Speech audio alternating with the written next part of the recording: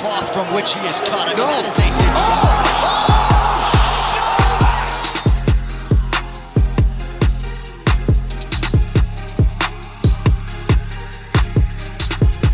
Soundstripe.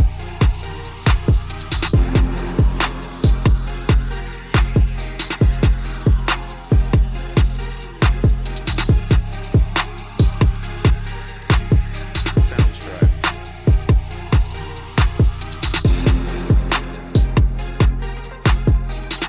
We're not here just to take part. We're here to take over. Soundstripe.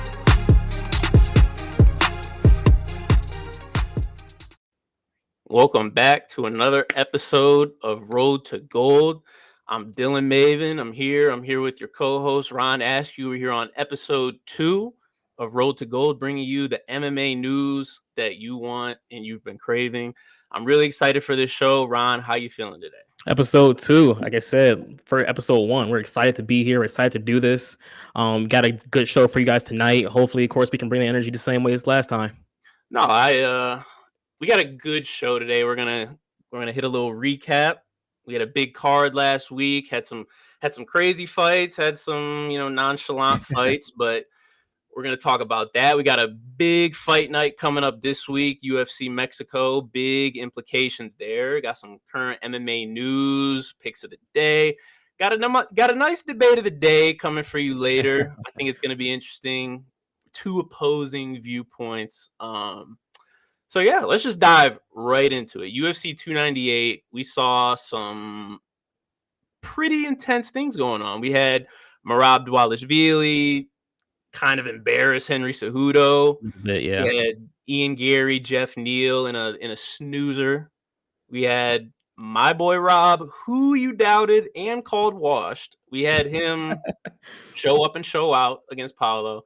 And then we had your new friend Ilya defeat one of potentially featherweight GOAT. So just off the top, what are your thoughts on the card and how it went overall? First off, as far as Henry goes, a little disappointed. Really wished he was going to bring it a little bit harder than that. I mean, I know these things kind of happen. He's a little bit older. I know he's trying to fight the curse a little bit, the over 34 years old curse. But like, I guess when it comes to him and his career, he's had a great one. He's had a great one. Regardless, you can't put anything against what's happened these past couple fights. And, I've heard different rumors about already. He's not retiring. I know there was a lot of talk before about him going to retire after the fight. And there was a whole thing about, they didn't even show him put the gloves on the mat and everything. But maybe that was on purpose. Apparently today on his YouTube channel, about maybe 3 or 4 or 5 hours ago, he made a post talking about how he actually is not going to retire and he wants to fight a little bit longer. Bro, that is the most Henry Cejudo thing. He never know. I don't know if he's trying to play angles. I don't know if if he really doesn't know. But the whole week he's talking about, hey, if I lose this fight, I'm done. Like, I'm out. Like, I have nothing else to fight for. I'm done. So I'm taking him at his word.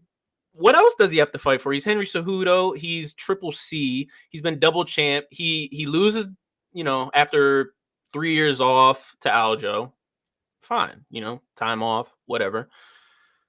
You come back, you lose to the next contender, Merab, and then it's like, I'm not sure where you're gonna go from here because you're not in title contention anymore.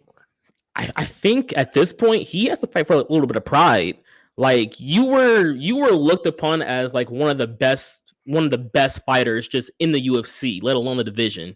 And taking those 2 L's at this point, I can only think maybe he took that loss and he went back home and said, I'm not going out that way. That's not how I'm going out. I'm not letting my story be written that kind of way. So maybe it's a little bit of pride possibly. I may be attributing to him deciding to keep it going maybe. I don't know. Which I respect. Don't get me wrong. I'd probably be the same way. If I'm a legend in the sport, I'm not trying to go out. He got carried across the octagon on some Hamzat stuff. Like, he got carried. And I felt bad because I picked Merab to win. Don't get me wrong. I picked him to win. I felt like his energy, his conditioning, and just his sheer hunger was going to be too much for Henry. But in in here, I wanted Henry to win. It's such an interesting situation because earlier in that fight, it was a good round one, I think, for both fighters. And I really think as the fight went on that Henry, it was just I want to say maybe it was the age, maybe it was the fight miles, but he was getting worn down. And as he kept getting worn down, it kept just getting worse and worse for him. And like I said, the climax of the fight was him being picked up and carried across the octagon. This is, like I said, a former Olympian getting just picked up and carried across, thrown down. Merab had a whole moment. He's talking to Zuckerberg at the edge of the cage while he's in a guillotine. It's a bad look if you're Henry Cejudo. Very bad look. I will say this though, for whatever silver lining there is out there, that first round, Henry looked sharp. He looked like he was on his game.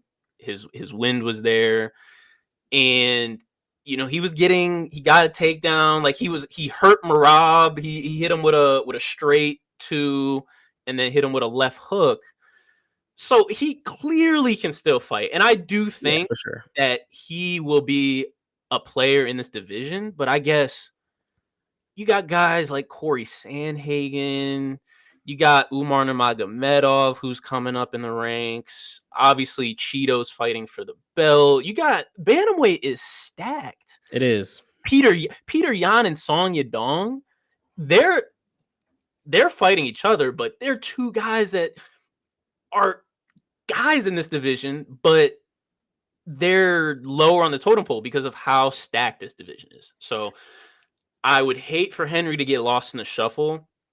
I kind of wish he would have retired, but at the same time, I love my OGs, bro. I love them. I know I wasn't there for the start of a lot of these OGs, but I love watching them, and I'm always going to root for them. So, I'll root for Henry. I agree. I'm going to root for Henry, knowing who the monster that he is, the monster he used to be, and knowing that, like you said, that first round was a really put together round by him. Maybe he has to hit a little more cardio, possibly. Maybe he has to hit the gym a little bit harder than he used to, possibly. Maybe he thought he was the same monster he used to be. Maybe he thought age didn't really matter. I can only imagine, because that first round, he looked really good. But as the fight went on, like I said, the flame went out just very fast for him. So hopefully he can adjust. He can work on his game. And then from there, I can assume that the next time we see him, it's going to be a lot better than what we saw against Merab. All right. Well, we'll see. Obviously, Merab is going to fight. Well, I shouldn't say obviously, but you know how the UFC works. He should be fighting the winner of Cheeto versus Sean. So we can move on to the next fight, although we do not have to spend much time on this. Ian Gary versus Jeff Neal. Look, I'll say this. People are going to call it snooze fest. People are going to call it boring. I don't care what you would have called it. We're going to call it a win. Like I said, that is mature striking by Ian Gary, circling out, not getting caught up in the whole mix of just throwing haymakers and hooks and kicks. Let me circle out. Let me hit you, stick. Let me get up out of there. Let me not worry about, this haymaker is going to be coming back for me. Let me hit you with a front kick. Let me use my distance, use my advantage. My advantage is my length. My advantage is my striking. I can clip you from the outside whenever I want to. Why would I give that up? Why would I give it up? Bro, mature striking. That's mature. Mature. He's 26. That's mature. That's maturity. Right, bro. Did you see him skirting around the octagon? He skirted around the octagon. That's what he did. Some of my favorite fighters are counter strikers. So don't get me wrong. I'm never saying that somebody with that temperament, with that skill set needs to go in the fire. But bro, I'm watching that fight. He's on his high horse. And I watched his interview with Ariel Helwani where he said, hey, if you had Jeff Neal coming for you, you'd do the same thing. And I'm like, well, I'm not a professional fighter. And it got him the win. So at the literal end of the day, it got him the win. Who cares what Dylan Maven thinks? It got you a win. It got you up the rankings. Didn't gain you many fans that day, but it got you a win. Hey, but no, go continue. If I'm Ian Gary, I'm coming up under the Conor McGregor chain. Like that's who I'm following. Obviously, I'm gonna carve my own journey, but I need to take some notes. I need to be a fan favorite if I want to eventually get to that level. And I don't think he necessarily did that with this fight. I think he's trying to play his game. He doesn't want to get sucked into having to finish everyone. He has to be spectacular every fight. A lot of fighters get sucked into that, especially on their come up. And then when they lose and it's a setback, now you have to figure out a new pathway, regain yourself, find yourself again, just to get back to where you were before, let alone get to a championship.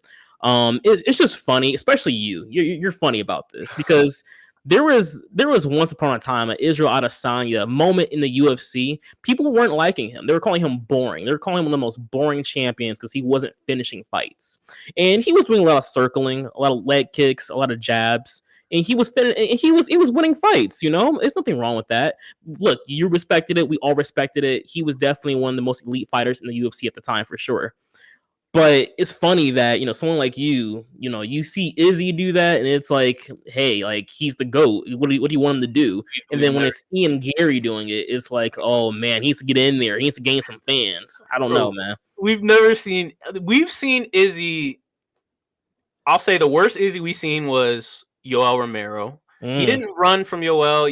It takes two to tango. So, that's what it is. We've never seen Izzy run from Smoke. Even when he faced Alex Pereira and he got debatably TKO'd,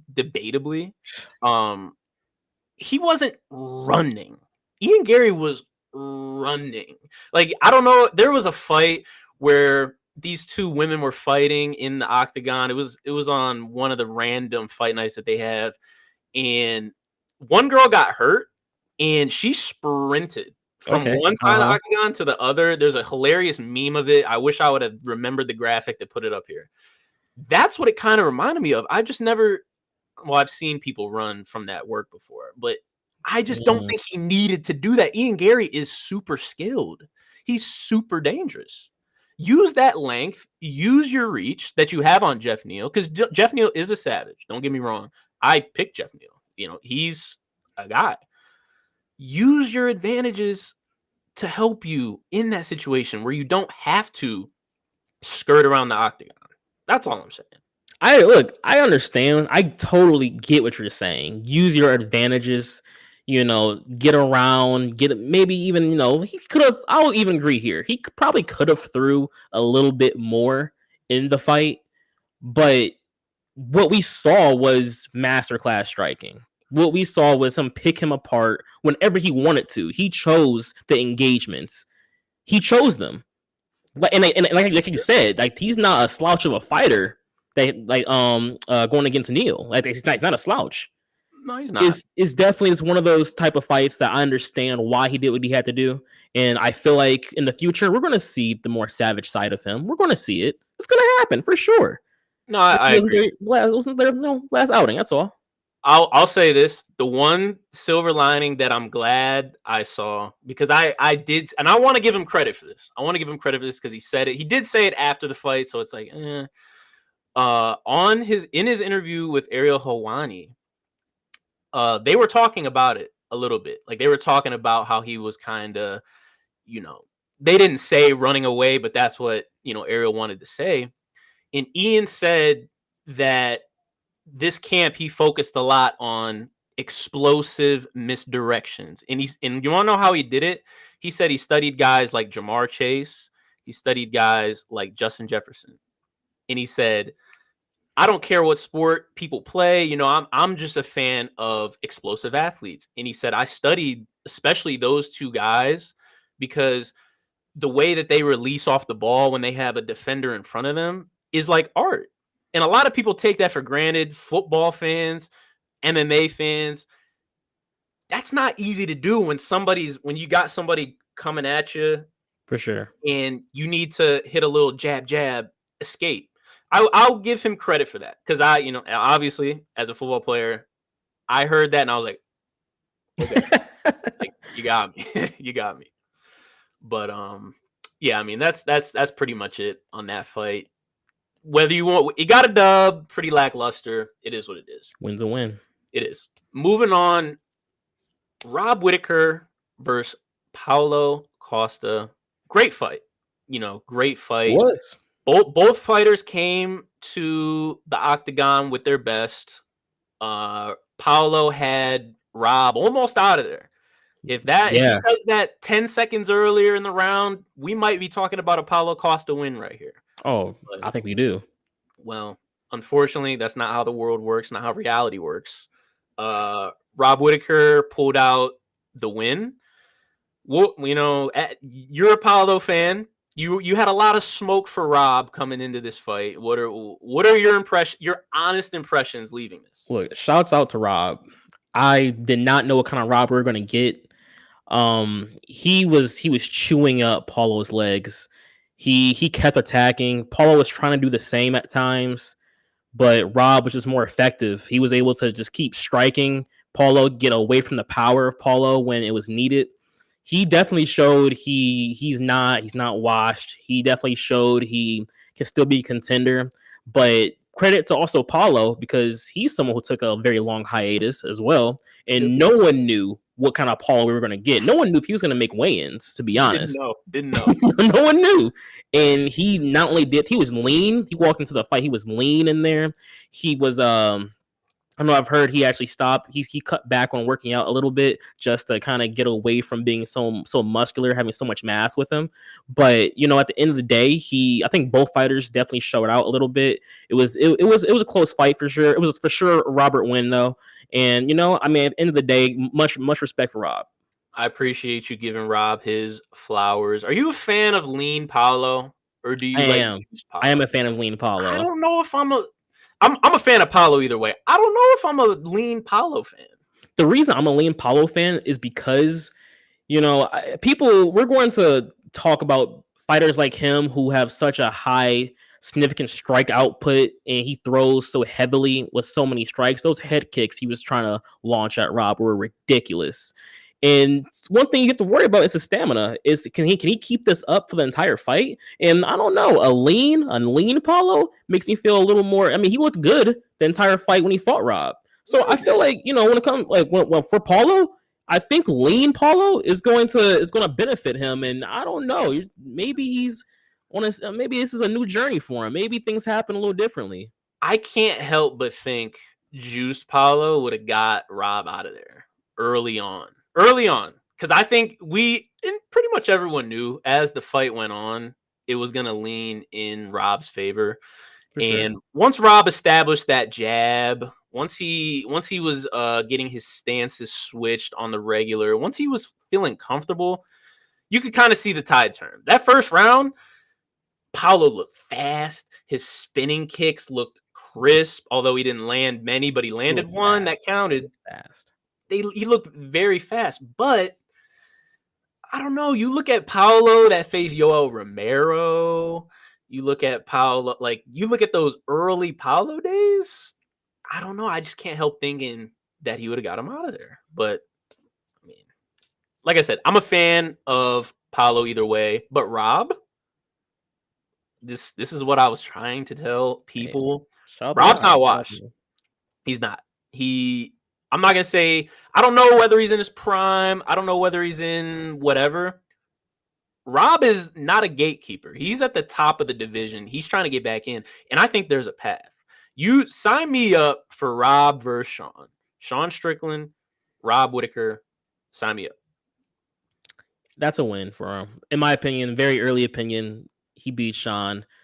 I think you have to figure out what you do with Israel Adesanya. I think Izzy has to come into that mix somehow. I don't think Robert can jump Izzy, fight Sean for a title. No. If that's the case, Izzy has to run. No, it can't. You cannot. Izzy has to. If Rob fought Sean and wins, he has to go fight Izzy. You can't lose to him twice. We can't have Izzy and then jump him for a title shot. Look, I'm not saying jump him, but here's my thing. You either give Izzy the shot right now, give him the shot right now. He deserved a immediate rematch. He opted not to take it. So give him the shot right now. Dricus versus Izzy. That simple. If you don't want to do that, I can't have Rob versus Izzy 3 for a contender. Like I can't do that. I don't think you want to see that. You want to see that a third time for the contender, not even what I want to see. I don't know, but I think there has to be order in these divisions. Izzy lost to Sean. Rob has lost to Izzy. Sean has lost to Dricus. I have a hard time allowing Rob to fight Sean and then for a title, knowing who Israel Adesanya is, and the fact that he's lost to Izzy twice. I have a hard time letting that slide. Nah, I do agree. That's why it makes the most sense to give Izzy the shot. I don't know when he's coming back. I've been watching Freestyle Bender YouTube. He's training. Don't get it twisted. He's training. He's going hard. He looks bigger for whatever that means. So he's coming back. It just depends when. Dana White earlier last week, he shut down the whole Khamzat versus Izzy talk, which is good because why are we making that fight if it's not for a title? That would just be a waste. So I agree there. Gene's talking about Khamzat. I don't know how you mean Khamzat. I can't give Khamzat the title shot. That's one thing I refuse to do is give him the title shot after beating Usman. I know he probably could go out there and take the belt from Dricus, but I'm a man of principle. Can't let him do that. I don't understandably. So yeah, I mean the middleweight's a cluster, a lot going on there. But for now, we'll let Rob bask in his win.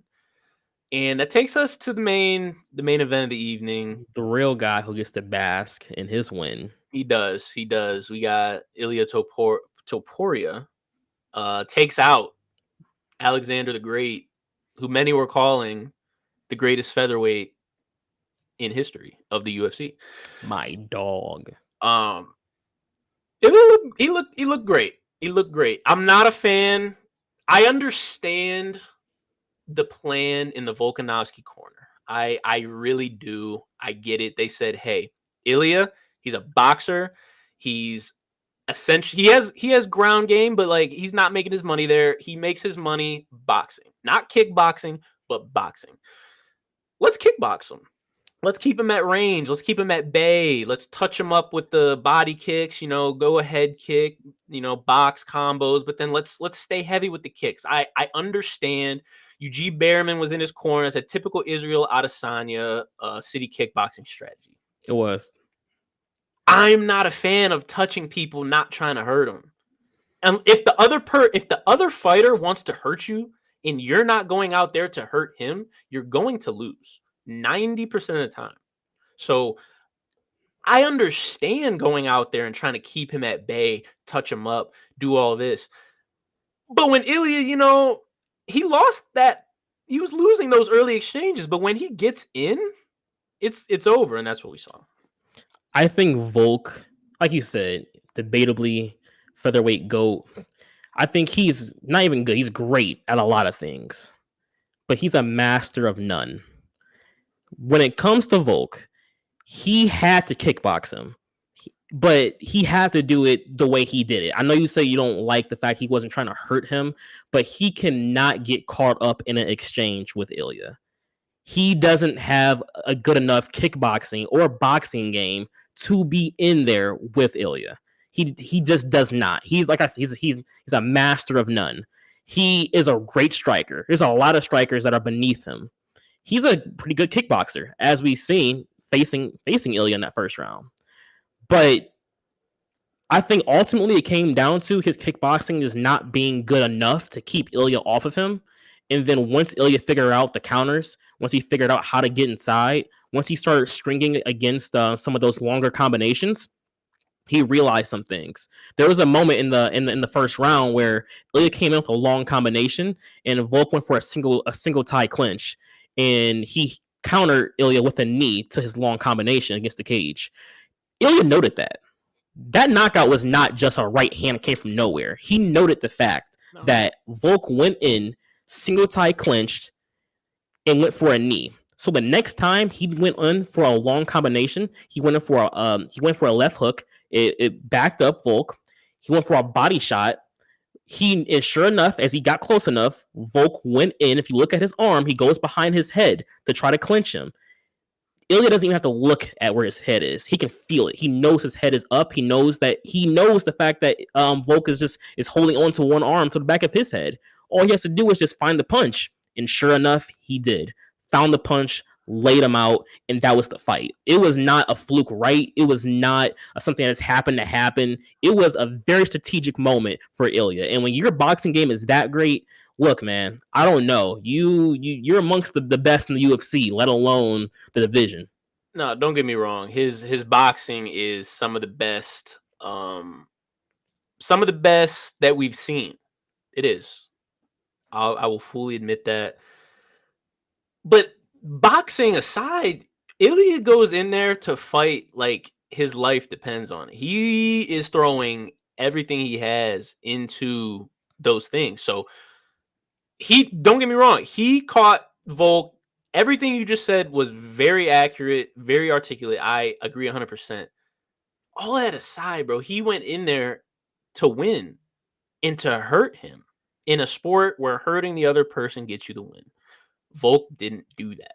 And I don't know if Islam Makhachev had something to do with that from their previous fights. I don't know if he just was so ingrained in his game plan that he wasn't trying to deviate from it. I don't know. But at the end of the day, he didn't get it done. He needs to take some time off. I agree. He needs to. I don't want to see Volk in there. It's February. I don't want to see him in there till at least the fall. At least the fall. Okay, July, August time. Okay. Which, I would love for him to wait a while because we have some contenders that are gonna, and fans aren't gonna like it. I'm not as high on Ilya as everyone seems to be right now. Don't get me wrong. Not. Just because I say I'm not as high on him doesn't mean I think he's bad. Doesn't mean I think he is not very skilled. Doesn't mean I don't think he's at the top of the division, because I think all those are true. But I feel like people are giving him this cloak of invisibility or invincibility is what I really meant. There are some dogs in this featherweight division that he's going to have to see soon. Who's Ilya's first defense?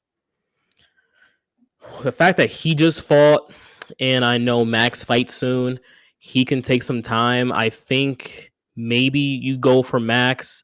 Maybe, assuming everything goes the right way for a Yair, maybe a Yair. The division is... I honestly, it's hard. I think there's a lot of dogs in there. It's a lot of people who honestly deserve a shot. Volk was able to put away, so it's kind of like you just, like how does this all reshuffle itself? Dana, he's unpredictable. He doesn't always do the thing you think he's going to put together as far as fight cards and opponents facing each other. Ultimately, I would love to see him fight Max. I would love to see him fight Yair. I think him versus Yair is a spectacular matchup. I just want to see it just from as a spectator, just knowing those two fight styles. I that's the fight I genuinely really want to see. But I think the correct fight is you probably may have to if everything works the correct way for Max. I think you definitely want to put him up against maybe Max. And there's some very bad blood between Ilya and Yair, which is very surprising because we're going to talk about Yair Rodriguez when we talk about the fight night, him versus Brian Ortega. Yair is one of the most respectful, happy, cheerful guys that we have in the UFC. And watching his interviews this week when reporters asked him about Ilya, it was nothing like I'd ever seen. He was cursing up a storm, calling him out of his name. You know, he's got a fight with Brian Ortega. I would love to see Yair versus Ilya, but ultimately Max should be next up. BMF title or not, he should be next up. I think Max gives Ilya some trouble. I can see it. I can see him giving him some trouble. I think Max may not be able to get outside of his own way though, because we know Max the gamer. Max the point at the canvas, and we're going to stand here, not move, and just throw hooks until someone gets caught. And if that is the Max that shows up, Ilya is the more pure striker, the more pure boxer than Max is. I don't think that's the kind of fight Max wants to involve himself in with Ilya. But I do think Max has the tools. He has the kickboxing to keep Ilya off of him, to counter, to circle, to move, to bring it to him when he feels that he should. But I think Max is going to get in his own way, and he's going to truly try to challenge Ilya too many times if that was to happen. And if that's the case, I think Ilya comes out with that win. See, and this is my problem that I have with, because we all know, that's how we know Max. We know Max for him pointing at the canvas. We know Max when he's fighting Calvin Kattar and he says, count it up, and he's pointing to DC and he's dodging punches, slipping punches without looking. That's how we know Max. That's not truly, when Max is trying to win, that's not truly how he is. He's a gamer, but he's also a gamer in the sense that he wants to win. I don't think he goes in there and closes the distance on Ilya. He's going to have the reach advantage. He's going to have the height advantage. He's lanky. He has lanky kicks. He has lanky punches. He uses that to his advantage to keep Ilya off him. Now, there is going to come a time where Ilya closes the distance, same way he did to Volk, essentially. There were times where he was out of range for a lot of it. But when Ilya got in range, that's when it got scary. And I think the same thing is going to stand for Max. The way I think Max loses or he doesn't come out on top is if he wants to test his chin. Because we know Max has never been knocked down, never been knocked out, all that stuff. I don't want to see him test his chin. I don't think he's thinking that way. Again, haven't talked to him this week. I'll call him next week. But I don't think he's thinking that way. I think he's going to go in there and try to put on a masterclass, the same way he kind of did when he faced Yair. He didn't fall into Yair's tricks and all of his flashy strikes. He didn't fall into that. He stuck to his game plan. He mixed in clinch situations, knees, things of that nature. I think Max can give Ilya some trouble. He can. I agree that he definitely can. I think there's gonna come a moment. That pride, man. That pride gets many men. That pride gets so many men. I think that pride may take over. He's gonna try to clinch up. He's gonna try to stand there. He's going to engage in a lot of strikes within a phone booth. You know, he's going to get inside and he's going to be in there more often than he should. And I think that is where the fight may end for him. I'll tell you this, Ilya does not want to go up to lightweight. That's one thing he does not. I don't want him to do that because I don't want to see him lose the way that I don't want to see that. He's talking about challenging the pound for pound #1 athlete in the UFC right now, which you got to do. You got to call your shots. You got to try to build something. I mean, did you see the names he's calling? He's calling out Conor McGregor. He's calling out Islam Makhachev. He's calling all these people out, which you got to do. I respect it. You're champ now. You call the shots. Don't go to lightweight, bro. Don't do it. I mean, he already has a lightweight win. If he chooses to, I think he can hang with definitely quite a few of those lightweights. And I mean, against Islam, I mean, this could be a conversation we can be on for the rest of the night. But when it comes to Islam, I definitely see a path for him to win. I'm not gonna get too deep into this. Like I said, this can go on all night. But I just want you to know, Ilya definitely has a path to beating Islam if they were to fight. Islam's striking does not compare to Ilya's. It doesn't. Islam's wrestling is of the elite class, master class, and probably the best in the UFC right now. But Ilya before the UFC has 7 submission wins. Ilya, he was able to arm triangle Bo. Ilya has a sick ground game. It's slept on, very slept on ground game. It shouldn't be slept on, but he is a great jiu-jitsu fighter. Bro, I think that's a problem that will ruffle more feathers than you think. you're talking about he's a great jiu-jitsu fighter when Islam just ragdolled. He didn't ragdoll him, but he just arm triangled arguably the best Brazilian jiu-jitsu practitioner that the UFC has ever seen. So I don't think he is worried about anything that Ilia Topuria has on the ground for him. Sure, Ilia has a path to victory, and that's this right here. That's this right hand. He has that right hand that can put anyone out. So don't get me wrong. I'm not saying it's 100%, but bro, Islam, Sambo, Dagestan, he's going to drag him into the depths. He's going to wear him out. He's going to want to separate. He's going to want to create distance. He's going to want to push away, throw these combos. Like, come on. Like, yeah, come on, man. Like, look, you tried to mention Charles a little bit in there. Like I said, we're not gonna go down this path today. We're not. But it was a right hand that put down Charles that led to the arm triangle submission. It wasn't like he just out wrestled him, found position, and arm triangled him. He got Charles is a risk taker. He stood in there a little longer than he should have. He got knocked down, as it happens in a lot of fights of his. And yeah, he got submitted after the knockdown. But that's exactly what Ilya did to Bryce Mitchell. You act like Ilya was on the ground rolling, doing like no. He put him, he knocked him, he wobbled him, he put him down, and then he got on him arm triangle. Hey, like I thought it was impressive. Don't get me wrong, but let's not move the goalpost. Like you said, I can't wait for that debate of the day when we start talking about Islam, Charles, wrestling versus Brazilian Jiu-Jitsu. I can't wait for that. But for right now, we don't need to get into that. We have a great fight night coming up.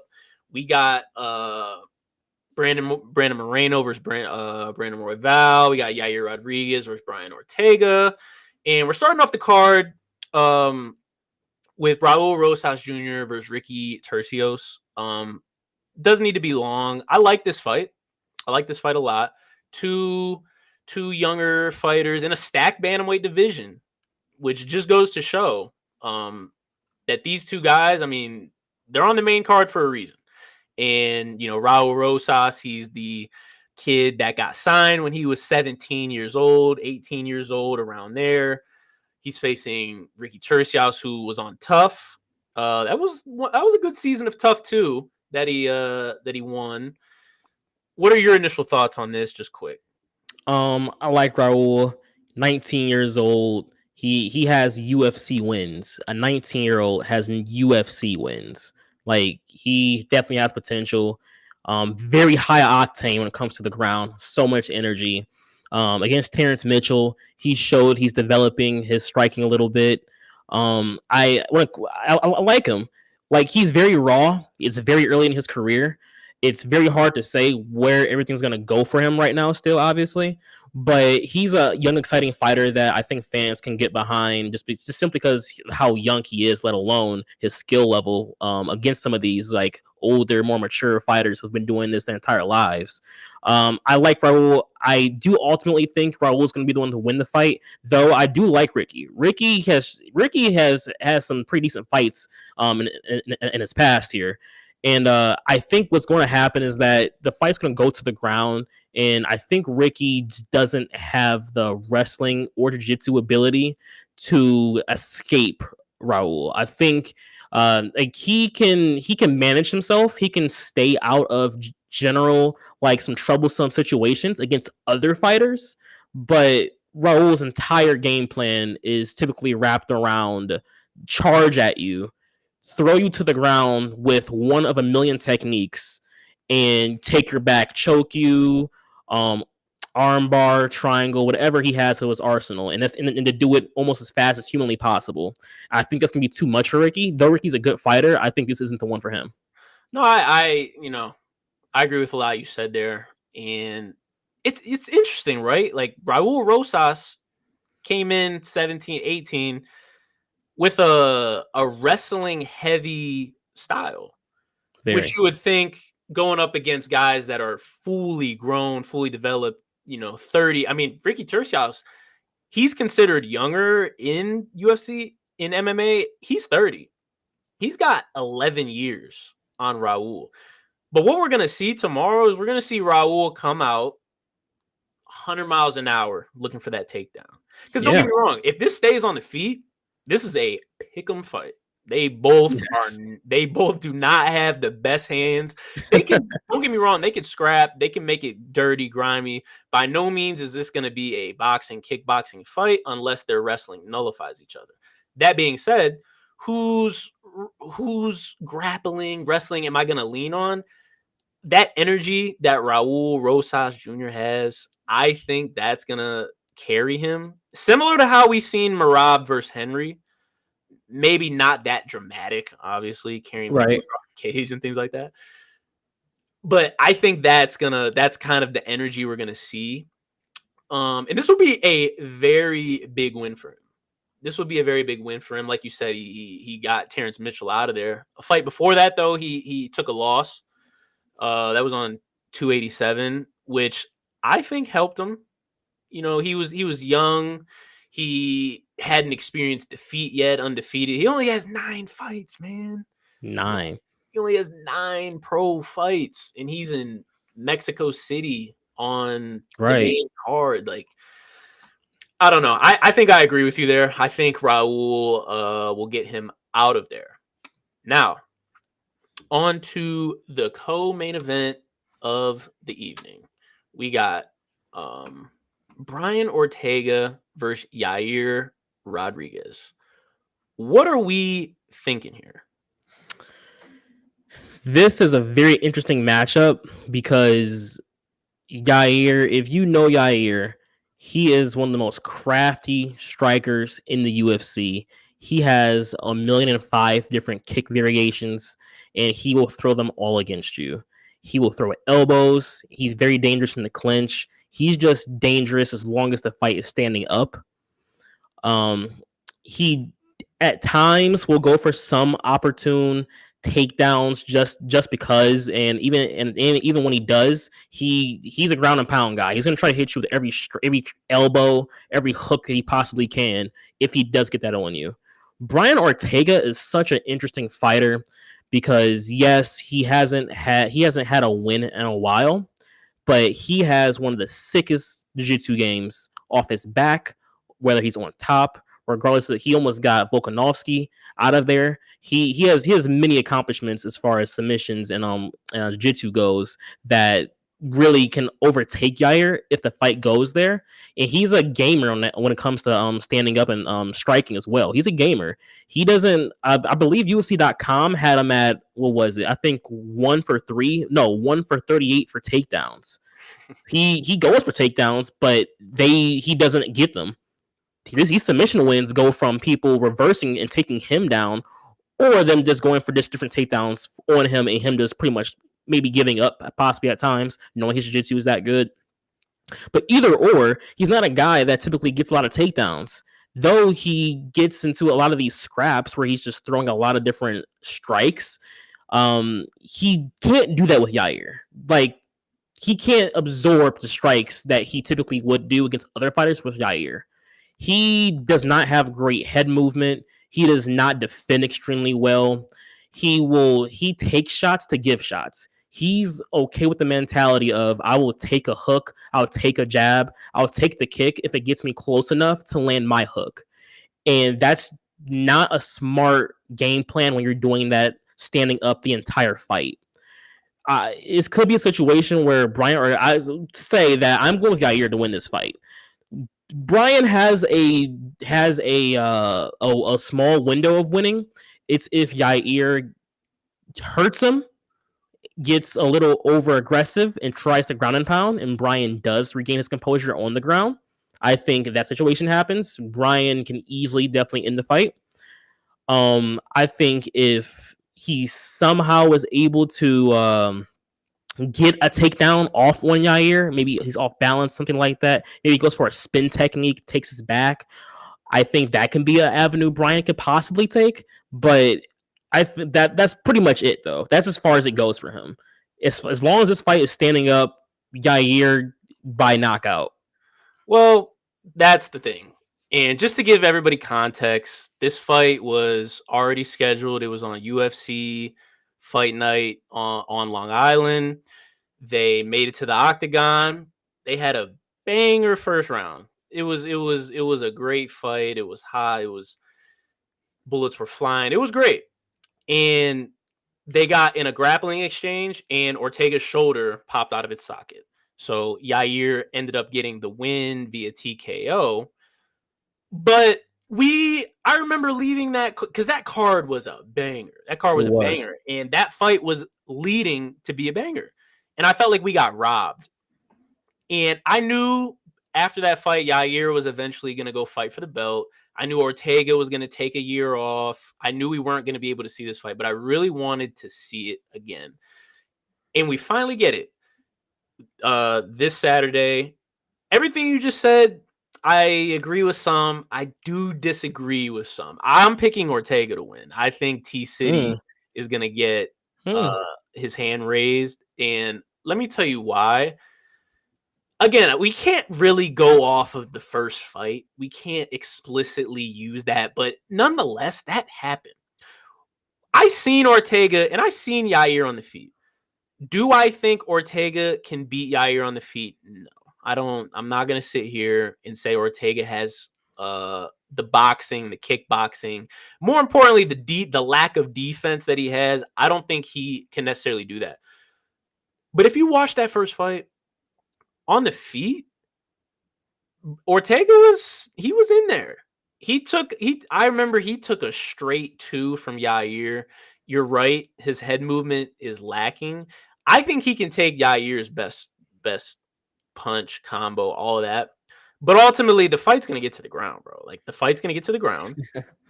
Yair has a nasty ground game. I mean, he got Josh Emmett out of there. He got Ortega out of there because he got him in an arm bar, and then he pulled his arm out. That's where he separated his shoulder. But a part that I feel like we're not talking about, Brian's the bigger guy. He's not the taller guy, but he's the bigger guy. Right. He was clinching in that fight, and he got the takedown. I don't know if they counted it. I don't know, but he got him to the ground, and he was on top. Now, Yair did throw up that arm bar that eventually got him out of there. But I think if that doesn't happen, Ortega he's gonna take that round, and I don't know. I think he can get him out of there. If Brian can really figure out a way, like I said, his route of winning is definitely on the ground. I think that's the way he has to go. He has to clinch up. He has to catch Yair, maybe mid combo, maybe he rushes him. He has to grab Yair. And I hope he spent this training camp working on at least some trips. You don't have to go for a full single leg, but you're going to have to figure out a judo throw. You're going to have to figure out a trip and get Yair on the ground. And Yair has, granted, this was against like Volk, but Yair, if you have a better, if you can stay on top of Yair and keep him on his back, and just stay safe. Like I said, like if you throw too much, if you focus too much on striking and don't pay attention to what he's doing, he can throw up a submission at you. But if you take your time on the ground, especially, you can keep Yair on the ground.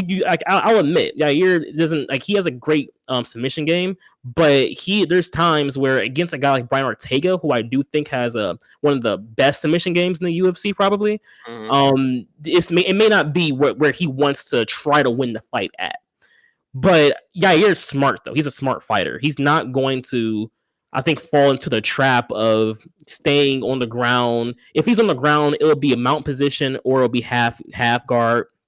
If he's not in those positions, Brian Ortega is going to be squeezing the life out of him in full guard and trying to make sure he doesn't escape, because Yair, I think, is going to do everything he can to get up in that situation. And I just don't think that Brian is going to be able to keep him on the ground. Once to get back up to the feet, it's back to Yair's game. No, you're in Yair's wheelhouse if you're on the feet. I will say Ortega has, I don't even want to say underrated hands because it's not like his striking is that precise. I think he can hang. Nonetheless, banger of a fight. I guess kind of what we were talking about earlier. The featherweight division right now is just it's weird. It's weird because you got a new champ. You got Ilia Topuria is on top of the mountain. You got Volkanovski at 1. Is he going to get an immediate rematch? It would seem so. It would make sense, but he's going to take some time off. So, in my opinion, we should put him to the side. Like, Volk, put him to the side. We got Max Holloway. He obviously has a fight on UFC 300 against Justin Gaethje. I believe, like I said earlier, I believe that he should get the immediate title shot regardless. If Yair, or even how about if Brian gets the dub in this fight, is he going title shot? Is he facing Max again? Because they obviously already fought. Max embarrassed him. Are they doing that? Are they just gonna skip him and give him another contender? Like what? Like It would be robbery. It would be robbery for them to to give him a title. Lost to Volk. He's lost to Max. He hasn't won a fight in a couple of years. This being the fight that he wins and to get a title shot, it feels like you're robbing the division. He would have to see someone else. Who? I don't know. Like you said, I do think Volk should take some time off. Regardless of what happens in this Max fight, I don't want to see Max fight Ortega, but maybe if you have to put Brian against someone else again, you have to probably run that fight again. But ultimately, he wins this fight. You have to probably sideline Brian for a little bit of time to find the next person he fights. And then maybe after that fight, he can see Ilya because he'll be champion still. He can see Ilya in the championship fight. But you can't. I think Brian has to take a back seat. Has to take a back seat, win or lose here. I think I might agree because he is coming off. His lack of fighting is what gets him in trouble. Facts. He's had 3 fights since 2020, and his last win was in 2020 against the Korean Zombie. Since then, he's fought once each year. He's lost. I think I agree with you there. Who he fights after? I mean, I'm looking at the featherweight top 10 right now. I don't know any of these guys who you can give Ortega and give him a title shot after. I mean, Arnold Allen, he's coming off a loss. 2, the guy that's 1 rank above him, Movsar Evalaev. Again, he's untested. Josh Emmett, Calvin Kattar, like Bryce Mitchell. These guys, I can't give Ortega a win off of that. So I think we do have to run the Max fight back, which is unfortunate for Brian because Max is going to disrespect him again. We're not going to have to worry about any of this because Max will be fighting for the title. We're not going to have to worry about that. Will he get his title back? I don't know. We'll see. But yeah, that's an exciting fight. Can't wait to see it. Main event of the evening. We got Brandon Moreno versus Brandon Royval. This is going to be a heater. It's kind of eerie. Similar to the last fight we just talked about. This fight was also scheduled before. Yep. They fought. The fight ended in round 1 the same exact way. Yep. Brandon Royval dislocated his shoulder in a grappling exchange, which is very eerie. And I didn't even think about that until right now. That's kind of wild that both of these are the co-main and the main event. But nonetheless, just like I just said about the other fight, this fight was a banger as well for the 4 minutes that it lasted. So, I mean, this is a very even fight. What are we feeling? What's so funny is, as far as striking goes, as far as the ground game goes, they are both very, very well matched fighters. I want to give a very slight edge to Brandon Moreno as far as his striking because his boxing is very sharp. He's fought Davidson 4 times. He has the experience against the fighter I thought was probably the best in the division for a while, but ultimately, he was able to fight Pantoja. He lost, unfortunately, but the thing about it is so is Royval. But both of them fought Pantoja almost kind of similarly, and but unfortunately for Brandon, that is the fight that lost him the title, and then that's the fight that gave Royval, who gave Pantoja his first defense. But coming off of that fight, I think it's a very interesting matchup with these two because in their first fight, it was fireworks everywhere. Like the striking was crazy, the ground game was crazy. I don't even think technique was a thing they were even thinking about. Even though I think Brandon is a little more technical, he's a little bit better of a striker. Something about Royval being in front of him, they were just going at it. It was just like two cats just colliding, just in a fur ball of things just happening. I think as long as this fight is just going on, either of them can come out with this win. I think Brandon may have a slight advantage on the feet, but I believe if this fight goes to the ground, I think Royval he's crafty. He's very crafty. I think he may know one or two more techniques, one or two more reversals, one or two more submissions in a certain position that may have the fight go his way. And I think I'm going Royval for this win. Bro, Royval is super crafty. Like he is a super crafty fighter. That's the one thing watching him is he'll be in these exchanges, he'll be in these grappling exchanges, and the next thing you know, he pops out with a sub, and you're like, how did he even get his back? Like, how did he get there? So I agree. This is a very close fight. I'm not exactly sure what the odds are. I would imagine they're pretty close. I think I gotta go Moreno here, bro. I think I gotta look respect, because this is anyone who's seen the first fight, anyone who's seen either of them fight, plus they've seen the first fight, they have to agree that this is going to be a fire. It's going to be fireworks. Oh, yeah. It's going to be two high octane fighters that's going to go in there and give it their all. Brandon Moreno has a habit of having his stance a tad too wide.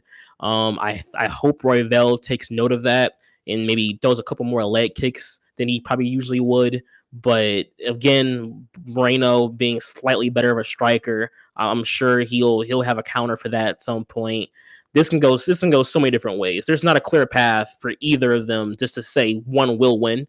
This can go any way. Flip a coin. The odds of that coin going heads or tails are the same odds of this fight. I do agree. I think Moreno, and again, some people will say, hey, he's in Mexico City.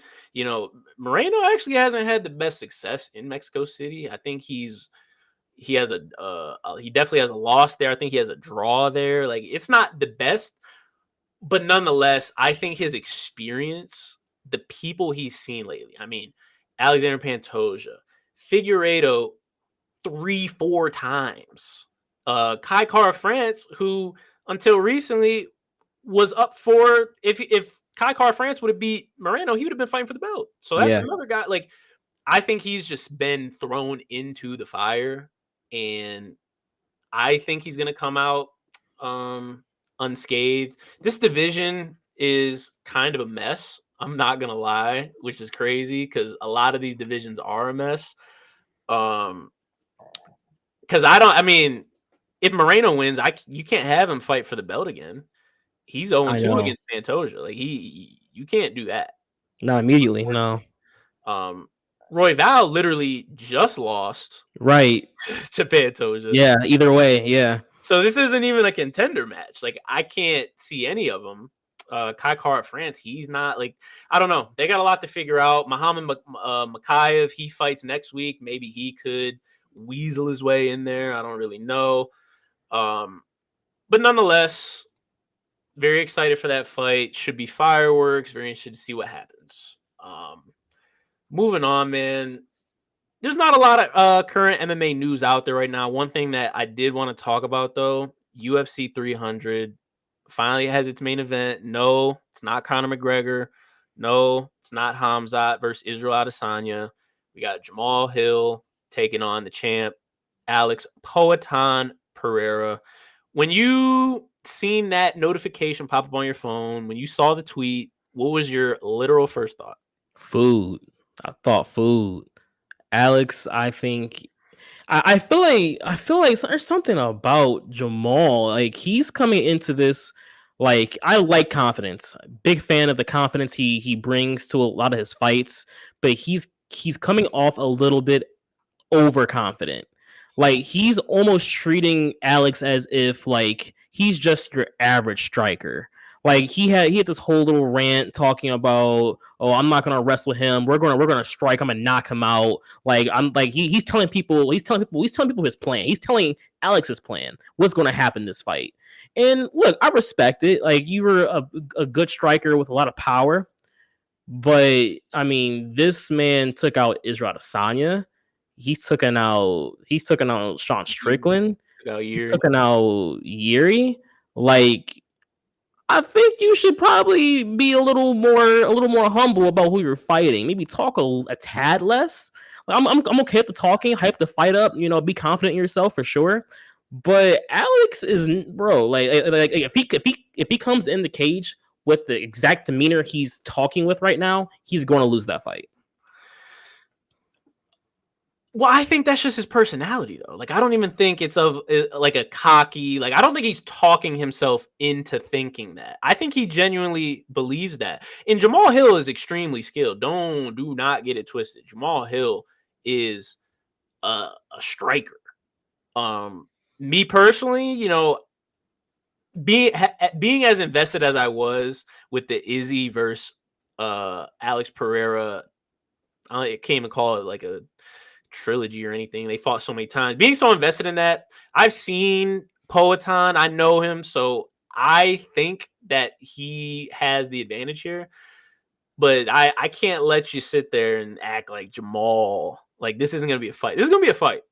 It's gonna be a fight. I'm also not high on Jamal because there's a lot of fighters that we haven't seen Jamal face that, like, I believe would give him some, at the minimum, a run for his money. Like Jan, I know Jan hasn't gotten in there and fought in a nice little chunk of time, but I don't think Jamal just runs over Jan. I don't think Jamal runs over Yuri. Even a Dominic Reyes, I think if he still has his drive, if he still has his flame, if he can still show that he can be in the mix, he wants to be in the mix. I think Jamal struggles with all those fighters. I mean, granted, he was able to win the title after Yuri vacated it due to injury, but like he hasn't shown me too much himself yet against these other elite strikers, and I feel like that's my main problem with Jamal right now. I mean, okay, like I said, we don't got to get too into it. Did you want to see Conor here, man? No. What do you mean, no? If you know me, we don't know you. You're right. We don't. I know you. We don't know you. Why? What do you mean? You know, Conor McGregor, Michael Chandler, UFC 300, the return. The hype is already going away. The hype is going away. He is probably still the biggest star of the UFC, but I mean, anyone who's watching Conor these days, it's not the same excitement as it was a few years ago. And even at the time of that excitement, if we're gonna be honest about it, I mean, it was he still was, he was beatable then. He was he was. I'll give the respect. I'll give him respect. He was one of the best featherweights at the time period. He was double champ. That as far as my respect goes for Conor McGregor, though. That's as far as it goes. I mean, you can say what you want skill wise. You can say what you want in the octagon, bro. You can't tell me the return of the Mac. That's going to be the biggest pay-per-view, not the biggest pay-per-view ever, but people are going to tune in for that. Especially, you're right. People are going to. It wouldn't have moved me the same. I wouldn't have been moved the same way. The same. You're right. I can agree. People would be locked in. You're not going to be moved the same as what? Alex Jamal. I always see Alex Jamal. Oh no, bro. Conor McGregor. And I'm not even trying to be. I'm not even a Conor super fan. Like, I'm probably hating right now. I'm probably hating. I'm okay with that. You are hating, which you admit that. So I mean, it is what it is. I'm okay with that. I don't know if you're biased because he put Jose's lights out, but that might be why you're biased. I don't know. Conor McGregor, the moment he steps back into the octagon, the scene, bro, those numbers are gonna go crazy. If not even skill wise, we just want to see what he does. Is Conor gonna be newly invented? Is he gonna be drug induced Conor that's on his yacht all day? Is he gonna be in shape? Is he gonna be bigger? Is he gonna be smaller? There's a lot of unanswered questions. My problem is if he was to beat a Michael Chandler, the hype that would come with that, it would make me so upset. It would drive me crazy. The hype that would come with him winning. And that's the problem. That's my main issue. If we could somehow just turn down a little bit some of the how fans just go about and treat Conor, some of the hype about him, I would be so much more accepting of a Conor McGregor. But man, it's more maybe the fans I got beef with. Maybe it's the fans I got the issue with. Maybe I don't know. But at the time, it was justified. Like he was the man. Like he was literally the man. He was the man the UFC created. UFC created. No, I can't let you get that. The UFC created the man. Get that off. This was not a Sean O'Malley type beat. Like this is not what that was. Conor was authentic, homegrown. You know, did he get some breaks? Yes. The UFC, they give all their stars, superstars, they give them breaks. He didn't get any more breaks than anybody else. I will say maybe he got the double champ thing pretty quick, which I don't like that it started kind of a trend of people getting double champ status quicker than, you know, maybe they would have in the past, whatever. Bro, this is authentic. Authentic, I can't. Let me tell you the root of why it can't be authentic. It's not because Jose Aldo, let's go back to that point. Jose Aldo, at the time of him facing Conor, was undoubtedly the GOAT. One, because between his time in WEC and his time in the UFC, at that point, I saw it literally today, he had won 18 fights in a row, which, if that was all UFC fights at the time, that would be the record. That would be the record by a few fights. If you ask me, I think it's just as legitimate to be the record because at the time, the UFC did not have a featherweight division. They bought the WEC. They brought WEC to the UFC. So for at least a year and a half, 2 years, the featherweight division of the UFC was the exact same roster of the WEC featherweight roster as well. Which, if you ask me, it keep the legitimate how legitimized that 18 wins in a row is for him. That might also be the UFC record if you ask me. I get it. They weren't the UFC at the time. I get it. But he fought the same exact fighters in that time period between WEC, between the UFC. He fights Conor. He lost. And you don't run that back? Could you imagine if John Jones lost a fight in one round and they don't give him back an immediate rematch? That's crazy to me. That's crazy. And that is what started it all. That fight started so much because he won the championship after having such a great run. I'll give him that. The run up into the championship for Conor was great. It multiplied when all of a sudden he fought Diaz, when he fought who's the welterweight? Cowboy. We fought Cowboy when he became double champ.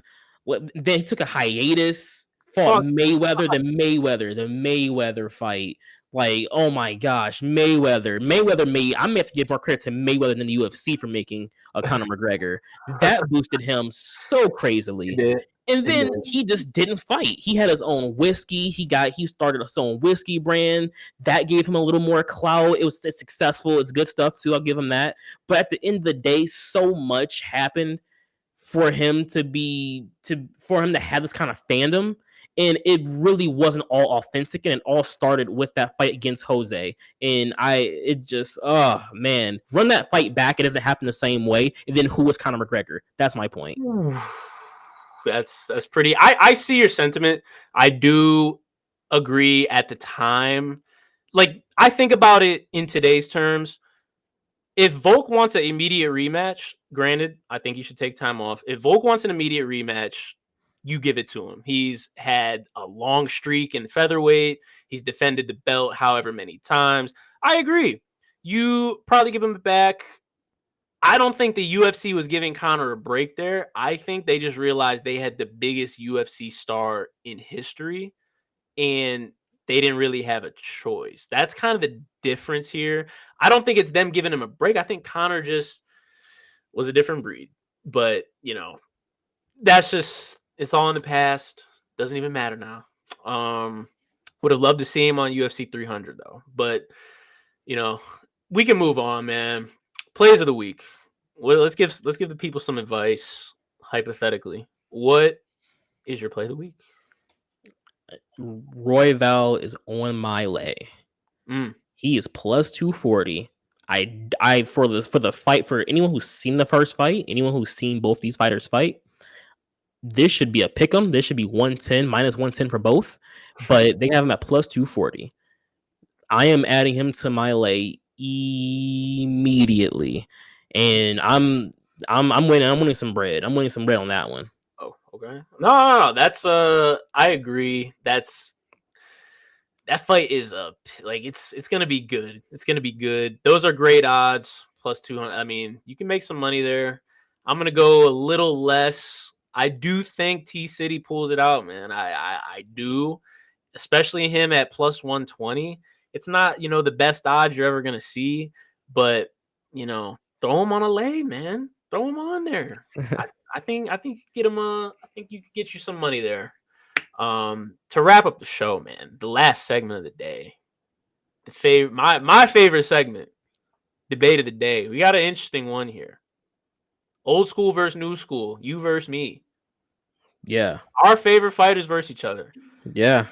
And let me just give people some context. We're talking John Jones versus Israel Adesanya. That's what we're talking. Now, when you hear that, you might be thinking, Dylan, come on. What are you talking about? MMA GOAT. Izzy just lost Sean Strickland. I hear you. That's not what we're talking about here. We're talking about, if you go back in time and you remember when Izzy had beat Paulo Costa, he was at the prime, he was at his height, and him and John Jones had a little beef. They had some nonsense going on, which they've since rectified, but they had some stuff going on.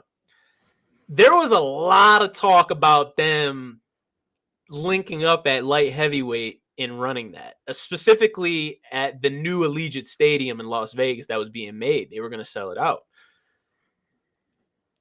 In 2019, 2020, early 2021, John Jones versus Izzy.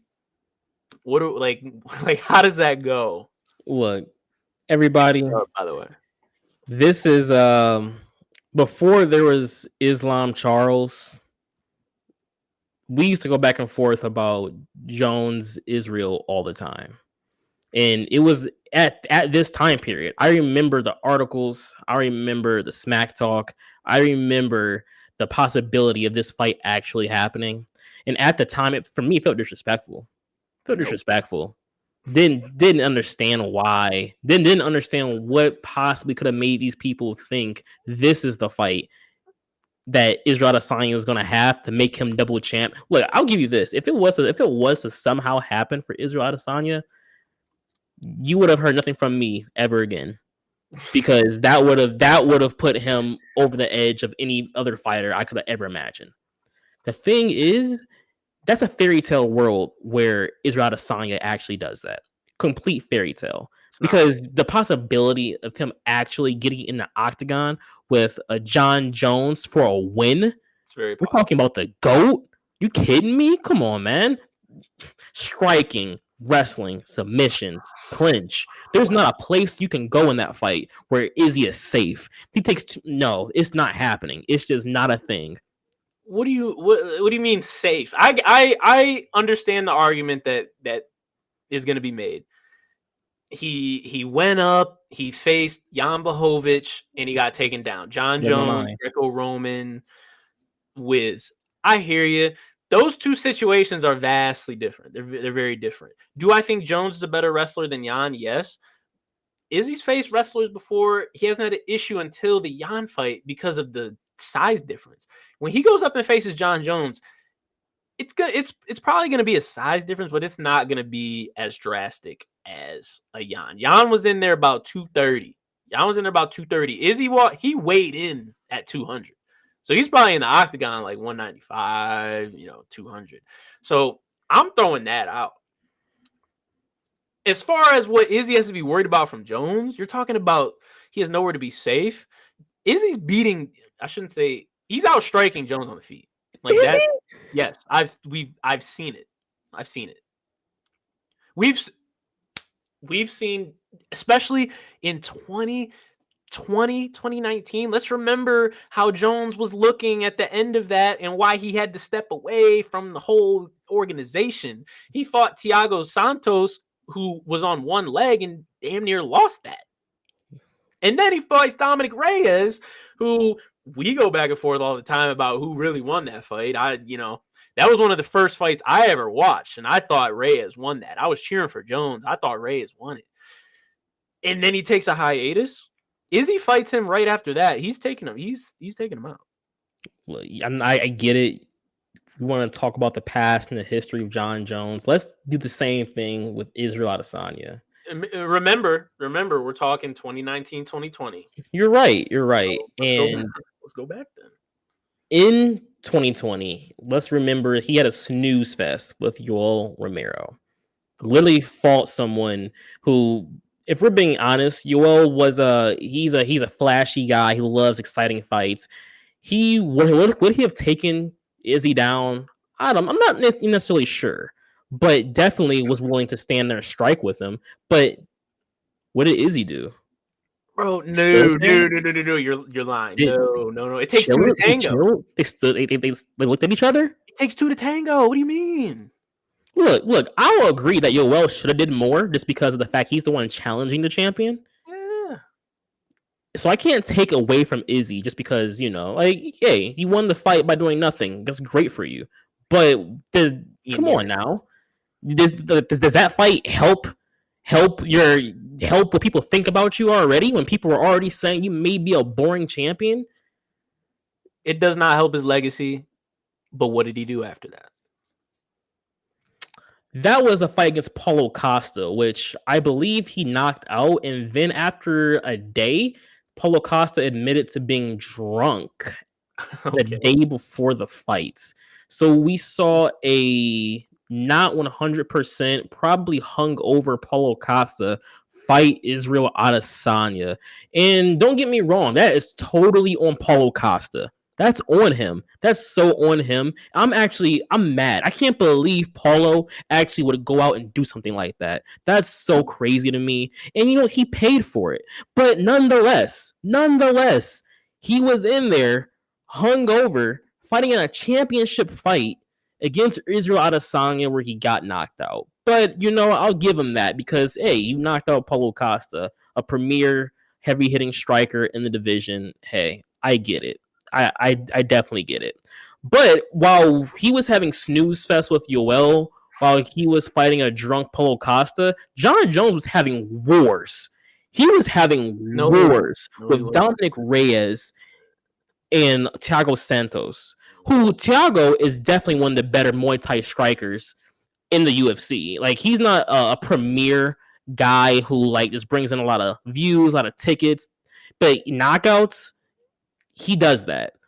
Leg kicks, body kicks, hooks, watch out for them because he will take you out any of them. And John fought him the way he needed to fight to be sure he didn't get knocked out. And ultimately still was able to injure and damage able to damage Thiago Santos in the fight. and then went on to fight a Dominic Reyes, which when he fought Dominic Reyes, like big war, huge war, good striking. That's the best we've ever seen Dominic Reyes pushing forward, walking towards him. He definitely followed the path that Alexander Gustafsson took in making sure, one, I don't get taken down, but two, I'm the one applying the pressure. Don't let John apply the pressure. I'm gonna apply the pressure, but I'm gonna be very hesitant about takedowns. He fought. That's what he had in the back of his mind, and he executed that. He didn't let John take him down early. He made sure John couldn't just touch him whenever he wanted to, but he was the one walking down John, making sure that he's the one controlling the fight and who goes when. But even then, in a 5-round war, John Jones was able to pick him apart. By round 4 and 5, was able to make sure he got those takedowns, make sure he elbowed him, make sure he was able to kick him, make sure his body didn't feel like he could walk next week after that fight, and won both of those fights. While Izzy was fighting a drunken Paulo Costa. You first of all, those timelines don't even line up, so you can't even say that, because while those things were happening, Izzy was facing Kelvin Gastelum, facing Robert Whittaker, knocking him out. 2019. You said what? It was 2020, 2019, 2021 era. Yeah, he fought Paulo in 2020, but Thiago Santos was 2019. So if we're going 2019, we're talking about Gastelum, Whittaker, in the fire, to fight of the year type beat on a lot of those. But I mean, you can't tell me you felt good watching that Dominic Reyes fight, and then if you give me a hot Israel because like I said, you take old John. I think them both at their primes, John Jones beats Izzy. When they're both at their height. You take John Jones, obviously heavyweight Jones back in the mix, back in there. Like you take him, okay, cool. Izzy now he's on the down. He's got to burn to get revived like a phoenix. So give that some time. But at that specific time, those talks weren't just happening for no reason. Those were real talks for a reason, because many people saw the striking. And Jones is a striker, don't get me wrong, but he's not on Izzy's level kickboxing. You got to get him to the ground. This isn't DC. You're not gonna head kick Izzy to put him out. Like that's just not gonna happen. I'll give you that. But then we saw him fight Jan to your point earlier, and I will give you that. The first 2-3 rounds, Izzy was able to outstrike Jan, but when the going got tough, and A, Jan gained confidence in his striking, and B, started taking down Izzy, we watched a mauling. We watched Izzy on his back for the rest of the round. We watched Jan start taking it to Izzy on the stand-up, and that's Jan. I get it. Jan could pretty much fight heavyweight if he probably really wanted to. But a quicker, a better John, more techniques, more kicks, elbows, more lethal takedowns, and ground game is just worlds better than a Jan. And you're trying to tell me Izzy, even at his best, could have did something with that? Because the same way that he struggled to get Reyes to the ground is the same way he's struggling to get Izzy to the ground. I understand, because Cottrell just pointed something out. He just pointed something out that you said too. Izzy struggled at 205 against Jan. Jan was 250. He was 250 in the octagon. It's a difference. He was not technically sound taking Izzy down. He was a brute. He was a brute in there. And he had the weight advantage, which props to him. I would have did the same thing if I was in his position. I don't think Jones comes, especially at that time, I don't think Jones comes in there. Jones was never the biggest light heavyweight. We can agree there. Yep. He was never the biggest light heavyweight. He was always technical. Does he get him to the ground throughout the fight? Sure. I don't think he gets him to the ground 3 rounds. You don't think so? No. 3 rounds. We've never seen it. We've never seen it other than the Jan fight. But against the greatest probably wrestler the UFC's ever seen, you don't think that happens? Again, not a true statement. Like that's the greatest wrestler. The greatest wrestler. One of the. How about that? One of the. I know what that conversation is going to lead to, You know and we're not exactly going where to it's get into gonna that. lead. You know exactly where it's gonna lead. We're not going to go into that because just and just 4 points. I'm taking John Jones over him too, but just to stay on to this conversation, John 100% uses his Greco-Roman is second to none. He clinches Izzy. Izzy's he can't run the entire fight. He can't run and win. 1, 2, he can't run the entire fight. And then when John does get his hands on him, he's going to take him down. It's going to happen. Whether it's by a hip toss, a trip, a standard single or double leg. He has a million techniques against guys bigger and smaller than him. He's going to figure out a way to take him to the ground. Alexander Gustafsson, another guy who was able to for sure evade John for a little bit.